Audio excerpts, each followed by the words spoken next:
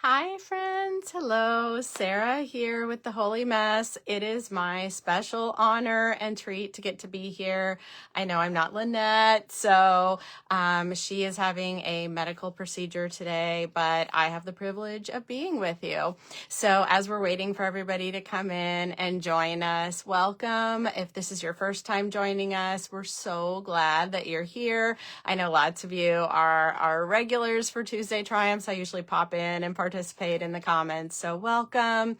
So glad to have you with us. Give me a comment. Let me know that you're here. I would love to see you, love to talk with you. You all picked the topic tonight, which is treats and trigger foods. Such a good topic. It's such a challenging area, managing treats and trigger foods. We're going to talk about some really specific strategies with managing those foods that can be so hard to control. Peanut butter, that's one of mine. Cake with frosting. We could go on. Just kind of a trigger warning to let you know we're going to talk about some specific foods tonight that are really triggering. So maybe don't come into this one hungry. Just kind of like mentally prepare yourself. We're going to talk about some of those foods. It doesn't mean you should go and eat those foods. We're going to talk about how to manage them safely. So as far as we know, Lynette's doing well. She was having a procedure this afternoon. So we're praying for her, wishing her the best. It's my privilege. I feel like I'm stepping into some really big shoes. I have to tell you, and I see so many of you joining me, Laura and Linda, Terry's here, Cheryl's here, Tammy Joy is here, Debbie, so great to have you all. So Lynette has led this Tuesday Triumph video every single week. I don't think she's missed a single one since we started, and we're coming up on 2 years. So I know many of you know Lynette's story. She's lost over 350 pounds. She is so amazing and just has such a dear heart. So since she's not here, I can totally like brag on her and not embarrass her. I was not, when I met her, I wasn't looking to hire someone for this position. We created this position for her at the Holy Mess because when I met her, I just was like, oh, we have to talk. Like, your story is so amazing. And she just has such a dear and kind heart. And she's funny and, hilarious and laid back and very real. And so I just knew that I just so wanted to share her with our community, with all of you. So Lynette's really special. And so we're praying for her as she's having surgery. I'm just going to give a quick look here to see if I can see the comments. I can see them on my phone. I'm on my phone recording too. So let me tell you about what we're going to do tonight. Obviously, it's a little bit different. Sarah's here. So we are going to talk about the new membership, which opens April 1st. I want to give you a little behind the scenes and talk to you about that. I want to talk about this group and this video specifically. We've gotten a lot of questions about like, well, if you're doing the membership, is this going away? Is that going away? Are you still going to have this? So we're going to talk about that. And then we're going to focus on treats and trigger foods. We'll be talking about that as well. And then I want to make sure at the end of this video, you walk away with some type of specific action step. It's really tempting with weight loss, probably a lot of things in life, but mostly I know about weight loss. We're information hoarders, to take in information, but we always don't do the best job of actually using it. So it's not so much about just taking in information. We want to implement. We want to put it into practice. So as we're talking tonight, I want you to be thinking about what your action step is going to be. What's your one thing that's going to be different for you this week because you watched this video? So great to see you all. Moira Ann is here. Pat is here. We have some real losers on this video, and I mean successful losers. Pat is one. Women who have lost a lot of weight and maintained it. So Lois is here. Hello, friends. Julia, Catherine's here. So good to see you all. Debbie, hey, friends. So, okay, so I was just saying our strategy for tonight is wish Lynette well, say some prayers for her. We're going to talk about the new membership. We're going to talk about the free stuff that we offer at the Holy Mess. We're going to talk about treats treats and trigger foods. And then we're going to wrap up with what is your one takeaway that you are going to walk away from this video. And this week is going to be different because you watched this video. We're not just going to be information hoarders. We're going to implement what we're learning. So I know I've been guilty of it too. If you're saying like, oh, I've been really guilty of that. And it's so easy with weight loss because we're bombarded with all of this information. And it's contradictory. You can have this, researcher, doctor say one thing and literally the other one says the exact opposite. So like, for a while I was following like one doctor who was really into like keto and low carb, and then another one who was plant-based, which is low carb, higher carb, lower protein. And so it was like, oh my goodness, like stop the noise. So it's very understandable if you've hit those times where you feel overwhelmed. I just want to encourage you, pick something and do it. I went through a time here recently where our business was going through a dramatic change, and it's so easy to get stuck. We just get stuck in overwhelm. Just do something. If there's anything I've learned from my 100-pound weight loss, running businesses, doing triathlons, getting my black belt, it's that just do something. Life rewards people who get out and do stuff. I like to say life rewards the doers, because even if you pick like the wrong thing or do the right thing the wrong way, I have a way of like somehow doing that kind of stuff. At least you're doing something. And even if you mess it up, it's like, okay, well, that was a good experiment. I learned what not to do.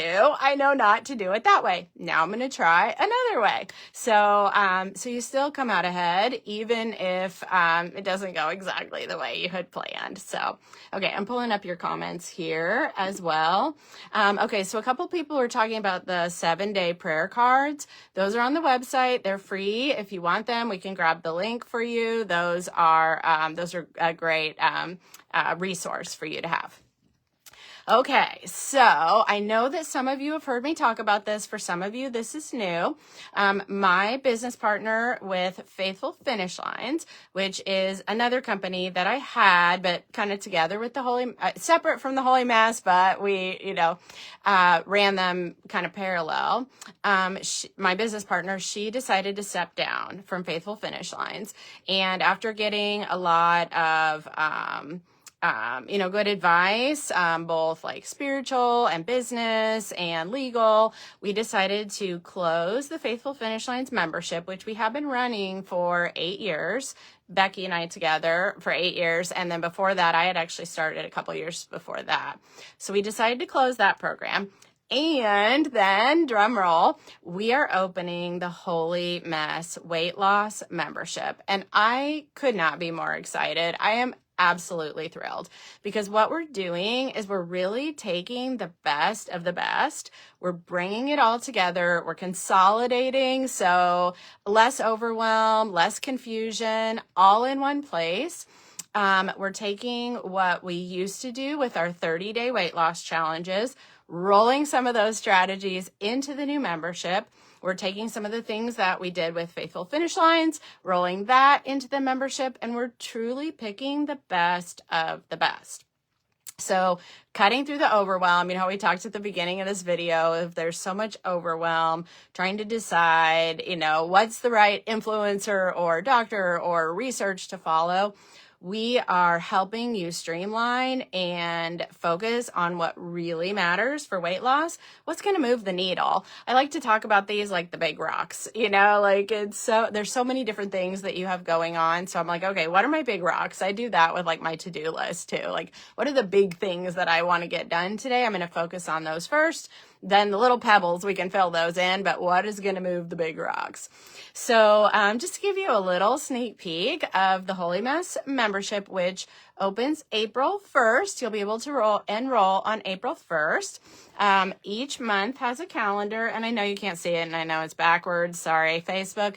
But just to give you an idea, you're going to know exactly what to do, because each day we're telling you exactly what you're going to do for weight loss, for success, for wellness. There's some things that are the same every single week. So we're always going to weigh in on Tuesdays. Like, that's always going to be the thing. In our membership, we're always going to have videos on Monday nights. We're going to change up what those are at different times, but you can always know that that's going to happen. We're always going to meal plan on Fridays for the next week, because we have found that that is a strategy that makes so much difference. We're going to have regular Christian weight loss posts for people who want that. If that is not for you, that's okay. We're not going to pressure you, but those are going to be available. We're going to have a monthly Christian weight loss journal, Christian weight loss video. So we're going to have those aspects as well. Each month it's going to have a tracker, a different theme, and you can help vote for some of those themes. We've picked some really popular ones coming up. I'm working actually right now on a month for this summer that's going to be a sugar reset. If you're someone who struggles with sugar, you're going to want to get in on that one. And if sugar's not your thing, if you're a little more salty, you can do the same activities with whatever your thing is, if it's like starchy or salty or things like that. So this is just to give you a quick sneak peek. That opens April 1st, and because it's the first month, we're going to have a deal on the price. We are doing a kickoff sale where the price is significantly lower than what it's going to be ongoing. The other thing we're really excited about is that many of you have participated in some of our challenges or seen that we have 30-day challenges. We have one going on right now called Back to the Basics. Any of my Back to the Basics people here? I know you're here. I see a lot of your names. A lot of you are participating in that. That's awesome. So instead of the on again, off again, it's really great to have the membership, because we can keep going and give you that ongoing support, accountability. We all know weight loss isn't gonna happen in a couple weeks and then be done. We want to give you that ongoing support. So that's the new membership. If you have any questions at all about that, let us know. I can see some of your comments, but they're coming in kind of slow. So I will answer those as much as I possibly can. Life rewards the doers. Yes, that is absolutely right. Julia saying, yep, the information overload. I totally hear you. Hey, Sarah, good to see you. Debbie's saying the more structured program will be better for you. Good. That's me too. Anybody who knows, if Terry's still on here, she knows, working for the Holy Mass team, yeah, Sarah likes her to-do list. I like to check things off. Thank you very much. I like my calendar. I like to have the structure. So for sure. If you have any questions about the membership, we'll be rolling out lots of information. I've put some information on the Holy Mass website. There's some videos on YouTube. We'll continue to offer more of that, but you really want to come and see if you can take a look at that. Our goal is to give you your best weight loss year that you have ever had. And I feel so confident in what we are giving you that you can make that happen if you pick up these tools that we're giving you and use them. Okay, I could talk about that all day long, but I do want to get to the topic at hand. The question then is, what about the free stuff? What about this group? What about your Facebook page? What about your recipes? What about this Tuesday Triumph videos? What about your other videos? What about your YouTube? What about your free printables? Then it was like, wow, we really do give away a lot of free stuff. That's pretty amazing. I would love to hear from you in that, because what I would say at this point is that we're evaluating everything.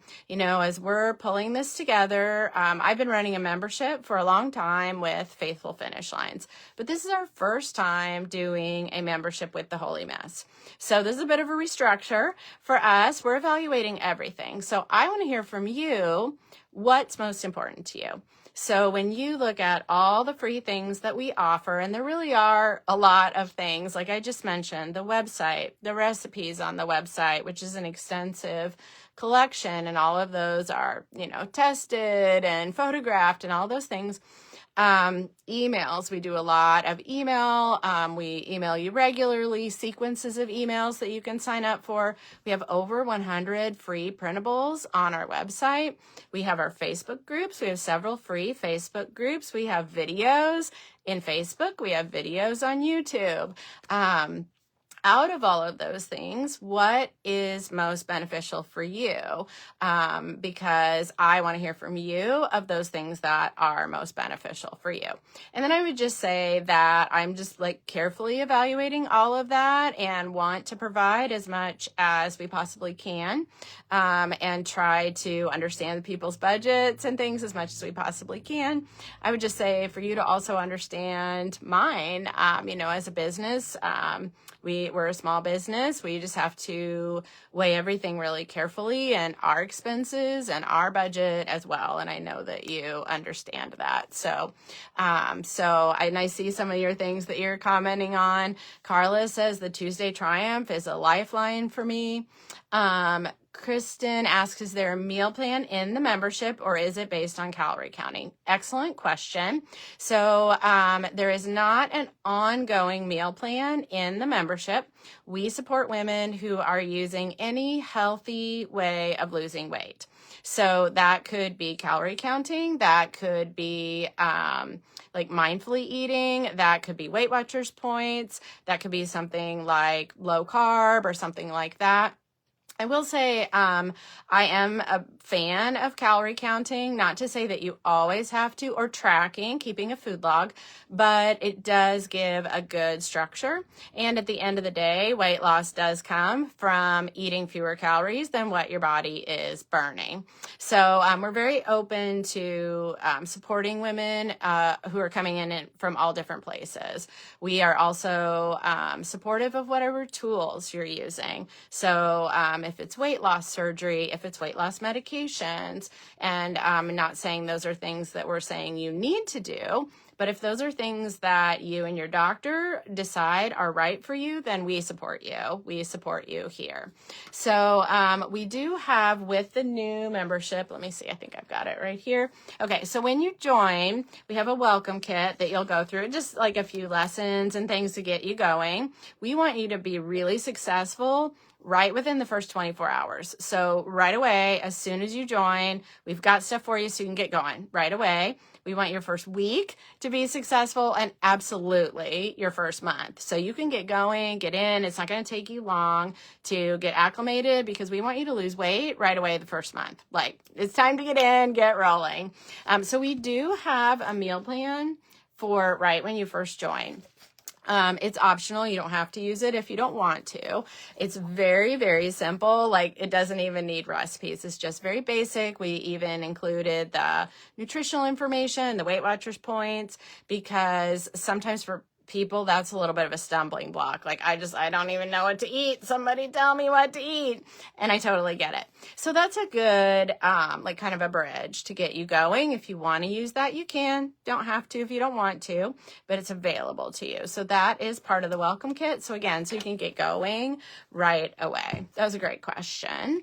Okay. So is the new program going to be in Teachable? The materials are in Teachable, and which is our online platform that we use. You won't have to like hang out in Teachable too much. It'll be mostly just like go and grab your workbook and print it off. Occasionally there might be some lessons in there, and then there's a Facebook group. So we are just doing one basic price per month for the new membership. There's not different levels. So people do need to be on Facebook. So you're obviously on Facebook because you're watching this video. But if you have any friends and family who are considering joining, they do need to be on Facebook at this point. We might eventually offer like a self-guided version or some other platform. But at this point, we're just trying to keep it really, really simple for you, for us. And so it'll be a private Facebook group that'll be separate from this one for people who join the membership. Catherine says, I like that the Holy Mess helps me get food freedom. I like that we get to choose. So glad you're here with us, Catherine. You're doing such a great job. Sarah says, this Facebook group and the Tuesday Triumph. I know Lynette just does such a good job. This is such a great community. Okay, so let's dive in a little bit more. Like I said, as far as the groups and things, continue to talk to me about that, about the resources that are most valuable to you. And I hear a lot of people saying Tuesday Triumph, obviously, here we are. So maybe a follow-up question to that would be, what would you value? What would you not want? What do you want instead, so that we can continue to offer Tuesday Triumphs without a cost, if that is something that you really value. So, okay, so let's start talking a little bit more about our discussion for tonight, which is treats and trigger foods. This is a toughie. I will say that everybody's different, but for me, I can add in healthy food. I know for some people that's a struggle, but generally, I really like food. There's not a whole lot of food I don't like. It's sort of my problem. I really like food. And treats and trigger foods are so readily available in our culture, and it's so desirable. I mean, it requires so much self-control in the culture that we live in. You know, think about, I mean, even like 50 years ago, but absolutely 100 years ago, certainly 200 years ago, and in other cultures, food just wasn't available in the way that it's available to us now. In fact, I was reading a really interesting research study with some scientists who went and worked with a tribe in Africa who doesn't have a lot of technology, and they're studying like how much they're walking and what foods they're eating and the calories they're burning, things like that. And some of that research was fascinating. They didn't really find what they were expecting. What they thought is that people in like these more nomadic tribes, or who have to do a lot of hunting and gathering, would burn so many more calories than we do. And they actually don't. They do get a lot more steps and a lot more activity than we do, but their body compensates. The difference is that the food that they're eating is just a lot lower in calorie density. They just don't have the highly calorie dense foods that we have. And if they do, they have to go hunt it down and get it. But mostly they just don't have it. And then their food, it tastes good. Like this particular tribe, they mostly eat tubers like sweet potatoes. But like, think about like just a plain sweet potato with no sauce on it. I mean, it's good, it's tasty, but it's not like probably binge worthy for most of us. So if like that's their main food without like sauces and all these extra spices and things, you can see where you would eat to satisfaction, but you wouldn't have as much of a desire to overconsume the way that we do. So it's just, we're in a very interesting time in history where you put people who, God designed our bodies to be able to survive a famine, survive, times when calories were difficult to come by. And you put us in this culture where calories are everywhere in abundance. You can pick up your phone and order thousands of calories to come right to your door, and all you have to do is walk to the door and get it. So we're in an interesting time where it is truly challenging. So what do? All is not lost. It is going to be challenging. It is for those of us who have the pre-genetic disposition to desire food, which is me, maybe more so than the average person. We all know there's people around us who just don't care that much about food. Probably some family member or coworker, and you're like, what? What? How is that even possible? Those people who just skip lunch, don't really care that much about the dessert or the chips or whatever. And I'm thinking, can I eat yours? I'll have yours. I'll take that. So some of that is our genetic predisposition. It doesn't mean there's anything wrong with you. There's nothing wrong with you. In fact, if there was a famine, we'd be the ones surviving because we would be the ones hunting down the food. And so it doesn't mean there's something wrong with you. It doesn't mean like you have no self-control or, all the things that we tell ourselves. It's more about, we're in this difficult time and place where it's so easy to overeat. And so we do need to learn some helpful strategies. So I have a really helpful resource called the Holy Mess Treat Box. You can pick up this printable. It's like $6.99. It's less than $10. If treats are something that you want to work on, I do actually use an actual box, a treat box, as my strategy. But it's also a way of thinking about treats and trigger foods. So there's 4 stages to managing trigger foods. This is in the printable. It's also on the website. You can look up the article as well. And the treat box guide is on the website for free too. It's just the printable. So there's basically 4 stages. As I go through these stages, I would love for you to share in the comments where you are with some different foods.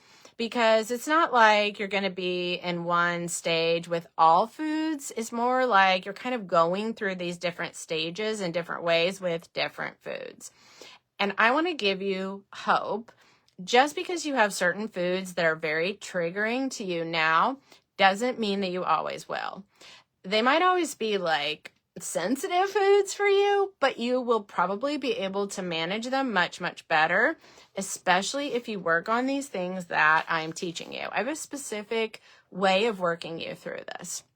Okay, so stage 1 with a particular food. So I want you to think about a food that when you start eating it, it's very hard for you to stop. So what is that? You can kind of have that food in mind. For me, for years, it was peanut butter. And, y'all know how dangerous the peanut butter jar is with the spoon. Oh my goodness. You can eat like your whole entire day's calories or points or whatever you're doing really fast if you're standing in the pantry with the spoon and the peanut butter. And for years, that was just such a difficult food for me. So for me, it was that one. Other foods too, cookies, frosting, got all that kind of stuff. Stage 1 might be to abstain from that food for a while. I'm not a big fan of totally getting rid of foods. Like we hear it all the time. Like that's it. And I did it too. Like that's it. No more cookies for Sarah, because I would eat the whole, finish off the rows of Oreos. No more Oreos. That's it. Like, no more. Sarah, you can't handle them. You can't have them. And it was kind of this, like, for the rest of my life kind of thing. Yeah, that's ridiculous. Like, am I really not going to ever eat Oreos in the rest of my life? Oh, come on. Double stuff. They're awesome. Of course I'm going to eat Oreos. And then what would happen is when I did get my hands on them, like my kids brought them home or they were at a party or something, I would just be like hiding in the corner, mowing down the Oreos because I wanted them so much. It put that food on a pedestal of like I started worshiping it because I thought I couldn't have it. I use the term worship loosely, but I think you all know what I mean. So the first step, I'm just looking at your comments here. Okay, some great stuff. The first step might be, though, to abstain from it for a while. And there is some truth to sometimes a little bit is harder than none. So I do understand the thought of like, I'm not going to have that food. I also really understand the thought of I'm not going to have that food in my house. And that's actually stage 2. So the 4 stages, actually, they're abstain, keep trigger foods out of the house. Stage 3 is measured control, and 4 is food freedom. So you might abstain for a food for a while. And I would also say if you have a food that you have truly abused, then it's okay to abstain from it for a while. It really is. I don't want you to go in with the mindset of I'm never going to eat this food again, can't have it for the rest of my life. I think that just builds up that desire, but it is okay to abstain from it for a while. So then the next one, like we talked about, is keeping those foods out of the house. What are the foods that for you right now are a stage 2? You can tell us about it in the comments. For a long time, I had a lot of those, a lot. Any of my former binge foods, I knew, like when I lost weight the final time, couldn't have it in the house. And I had a lot of them. I was a compulsive overeater, binge eater. I mean, a lot of fast foods, frozen foods, ice cream. I would eat whole boxes of like drumstick ice cream cones, fries, chips. Like there were, those of us who binge eat, and that's not everyone who has food issues, but I was a binge eater. It's a very ritualistic type of behavior. So you tend to have certain foods that you eat in certain ways at certain times. There's a very ritualistic, compulsive quality to it. So I had these certain foods, certain brands, certain ways that I bought them. Like I knew when I was buying it that I was going to binge on it, that I'd probably eat the whole thing and feel sick. So right away it was like, okay, those foods, I need to not be buying those foods for a while. And some of those foods, I didn't have them in my house for years, honestly. And I'm maintaining my weight loss now for 20 years. So, and I'm still working on this with some foods. So it's an ongoing thing. But I would also say other foods, I'm fine now that I never thought I would be fine. I'm fine with French fries now, and I love French fries, and my kids have French fries several times a week. I'm fine with that. Most of the time I don't eat them. Sometimes I'll eat a few, but I haven't like binged on them or really desired to binge on them for years. Cereal is a big binge food for me. I could eat the whole box.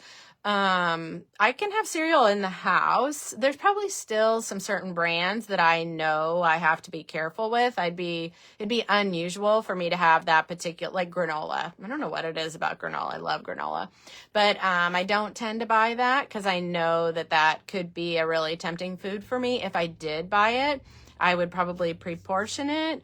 I would put it up somewhere. It would not be in my line of sight when I open the pantry. Like I have some certain things, some healthy boundaries around those foods if I bring them into the house, but it's more likely that I just wouldn't bring it into the house.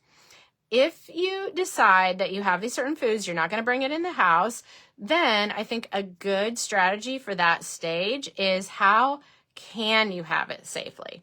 Because this is what tends to happen, and this is what I did, is like, can't have it in the house, can't have it, not going to eat it. But then I didn't really have a plan in place for, well, what if I come across it? Like, what if I come across it out in the wild, What am I going to do with that wild animal? Am I going to not eat it at all? Am I going to eat like one serving of it while I'm out like at a friend's house? Like I said, how can I make sure that I have a plan in place so I'm not hiding in the corner binging on the Oreos that I told myself I couldn't have, but then I'm kind of eating behind my own back, eating them in the corner at the party. That's not what we want to have happen. So any of the foods that you're telling yourself right now, I see you sharing them in the comments, the cookies, the ice cream, the different things, all of those foods, the chocolate, flavored coffee creamer, different kinds of chips. So all of those foods, what are you going to do if you have, or if you come across them when you're out? A friend offers them to you. They're available at church. It's on a restaurant menu, whatever. And there's no right or wrong here, but I want you to have a plan because I didn't have a plan. I just kind of went for it and then not so good things happened. So have a plan. And then I would like you to start considering a plan for how could you eat that food safely. So some ideas are, I could plan to go eat that food out. So if bringing a gallon of ice cream in your house is not a good idea, don't do it. And don't do it for your family either. We got to talk about family members at some point. That's too much for this video, but that's a whole other animal. Can you eat it? Can you go get an ice cream cone? And do you need to bring somebody with you because you won't overeat in front of them, but you would if you're alone, or vice versa? Sometimes family, they're overeating, so then we end up overeating, but you wouldn't if you went and were really mindful and eating it by yourself. Maybe it's going and buying one serving, and yes, it costs more, but it's worth it, and bringing that into the house. So we're not going to bring a whole box of donuts, but maybe I go with my grocery shopping and I go to the bakery and I get one donut, which for me would be like the fluffy vanilla stuff filled with the chocolate frosting on it. I get my little bag with my one bakery donut. I bring that home. it really is doable to add these treat foods in and still be within your points or calories. It is. And this was a big learning lesson for me too. I would have told myself when I was trying to lose weight, a candy bar was absolutely off limits. Like, no way, Sarah, you cannot buy a candy bar. You are fat. That's what I would have told myself. Not trying to offend anyone by using the F word, but that's what I would have thought. A candy bar is 200 to 250 calories. If you have anywhere from like 1,500 to 1,800 to 2,000 calories in your day, which you shouldn't be going too much lower than that, then you can have 250 calories in your day. That's doable. So it's actually absolutely doable to eat a candy bar once in a while, if that's your thing, whatever your thing is. So start thinking about how you could bring those foods in safely. Maybe if one particular food is too triggering for you, is there another, I almost call it like a substitution food, if it does it for you. Like if your food that you really, really love is chocolate ice cream, then is a chocolate fudge bar going to satisfy you? Maybe it will. Maybe it will for some people. Other people are like, no, that healthy choice fudge bar is fine, but that's not doing it for me if I wanted premium chocolate ice cream. So only you can decide that. And maybe it's a little bit of both. Like most of the time I'm fine with the fudge bar, but every once in a while I really want the chocolate ice cream, and that's okay too. So having some type of strategy for those foods. Okay, let me look at some of your comments, then we'll talk about what the next step is. Wendy, how long do you recommend abstaining from a food in the beginning? A very general guide is 30 days as a very general guide. If you have just overeaten a food one time and you just feel like, yeah, I need to take a break from that, maybe it's just not buy it this grocery trip. So it'd be a week or two. But if it's a food that okay, peanut butter and we got a history here. Sometimes giving it up for a little bit longer period of time, like 30 days, can be valuable. There's also something with dopamine that they've done some research. When you eliminate a food, it kind of resets that dopamine. So that's another reason why the 30 days can be valuable. But I don't want to get legalistic about it. These are just recommendations. So some of those foods, like my binge foods, I give them up for a long time, probably a year.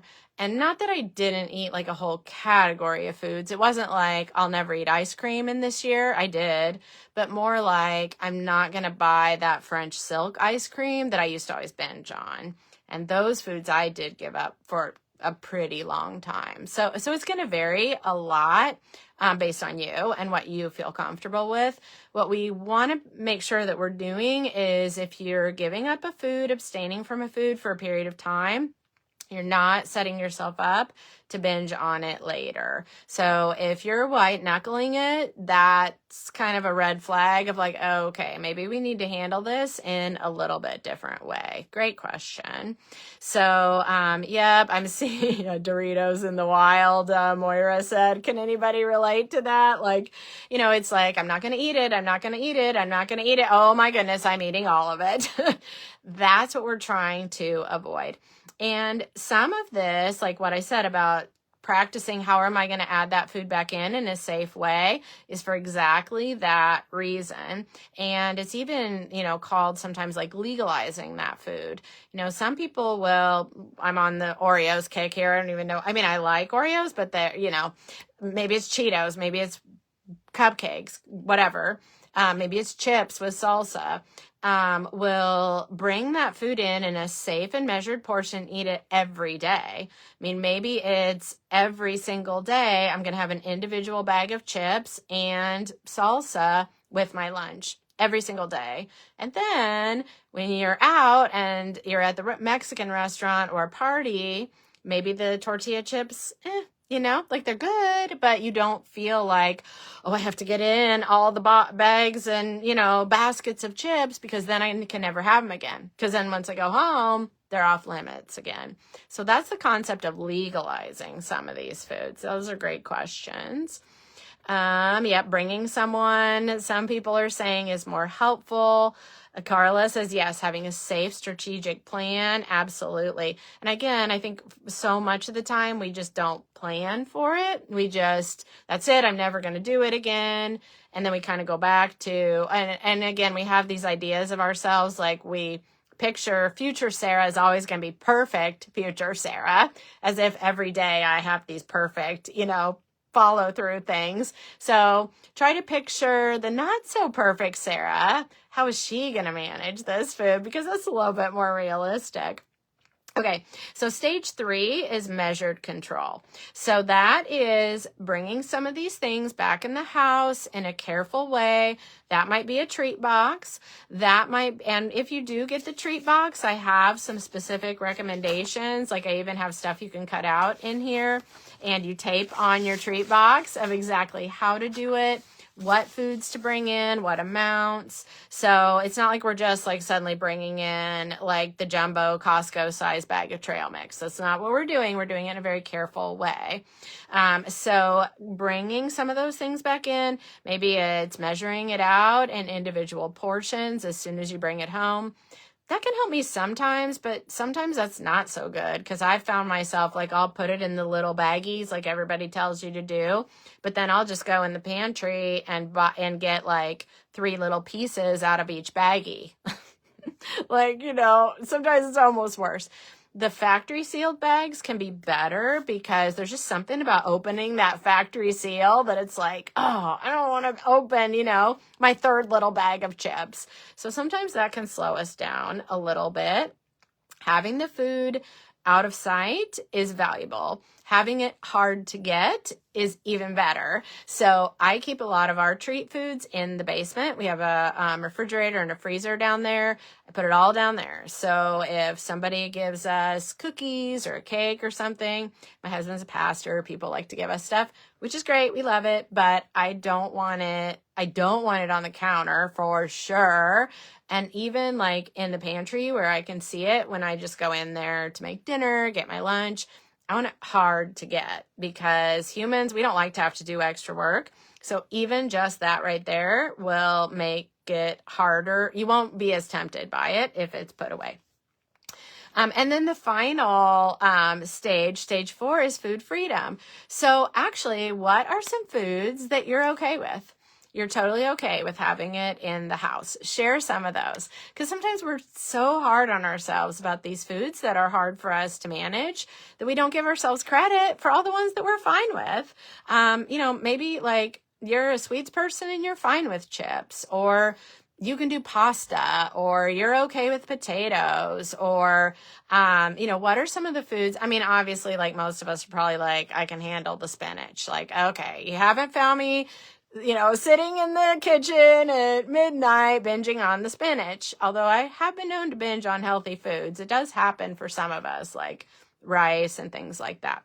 But there's definitely foods that I have food freedom with, and you do too. So give yourself credit for those. Be thankful for those. Include those foods in your plan on a regular basis, and then plan to build on it.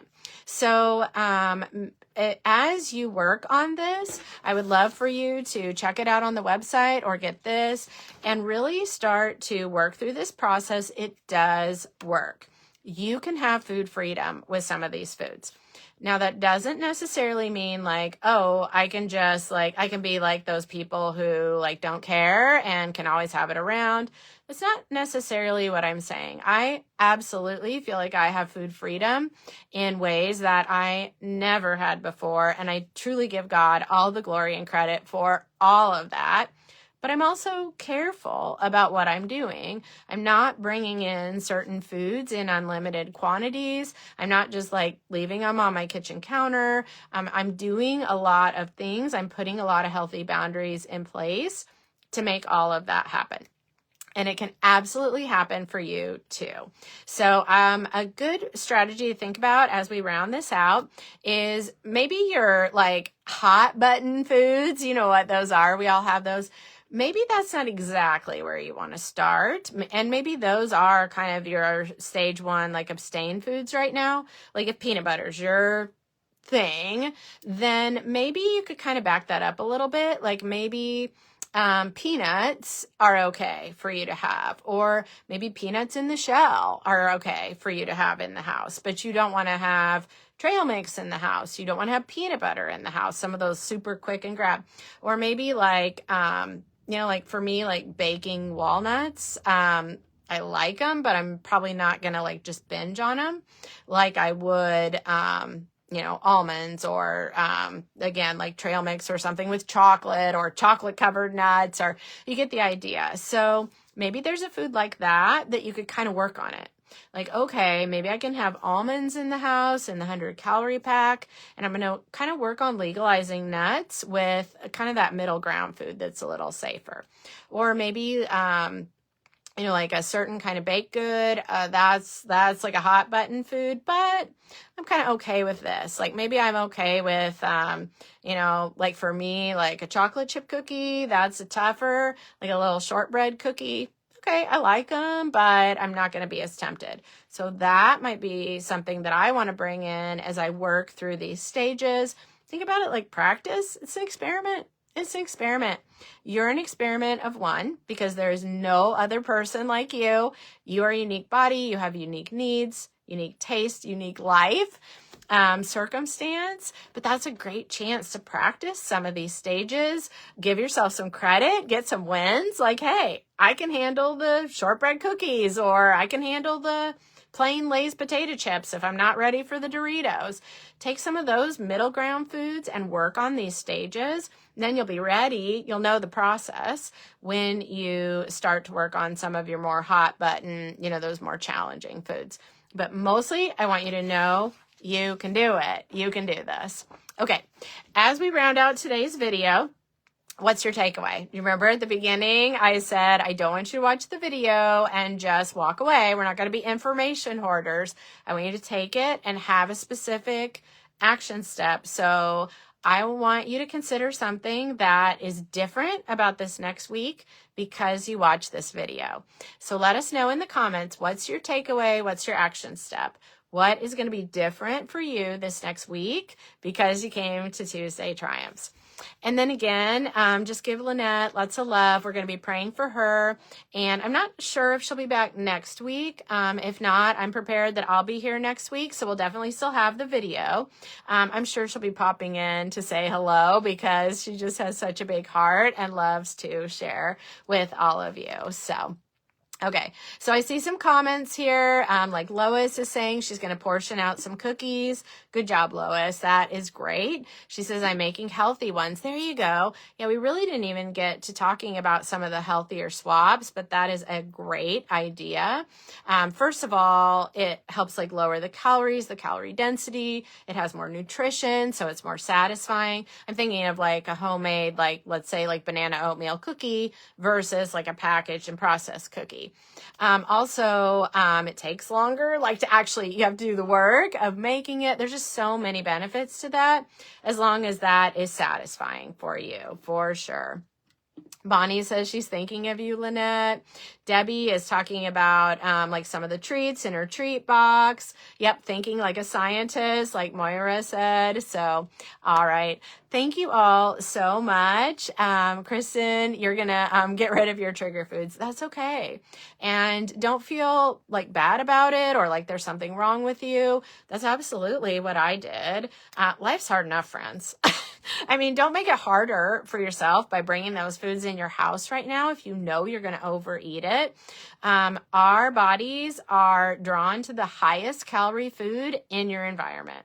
That is not a self-control issue. That is a biological in your, like, this is a toddler brain, primitive brain. Like, this is just a truth of being human.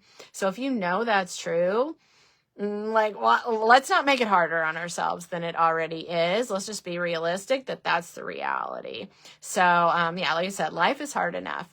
If a food is really challenging for you, if you say no at the grocery store to yourself, you say no once. If you bring it home, you have to say no 1,000 times, and that is tough. All right. Thank you all so much. Thank you for joining us. Either I or Lynette will be here next week. Continue to share, whether you're wrapping up the video or you're watching the replay. What is your takeaway? What is your action step? What are you going to do differently based on what you learned tonight? And I'm so glad that you joined us. I'm Sarah with The Holy Mess. Good night. Thanks so much for joining. Bye-bye.